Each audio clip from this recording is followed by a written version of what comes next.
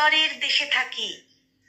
এখানে বণিকেরা লেখকদের উদ্ভাবন করে এবং লেখকেরা উদ্ভাবিত হয়।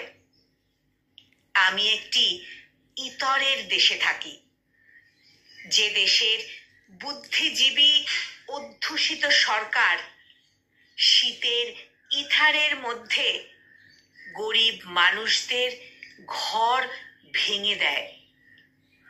আমি একটি ইতরের দেশে থাকি, যেখানে অবশ অক্ষরমালা চিবোতে চিবোতে কবিরা গরু হয়ে যায়। উল্টোটাও যে হয় না এমন বলা যায় না।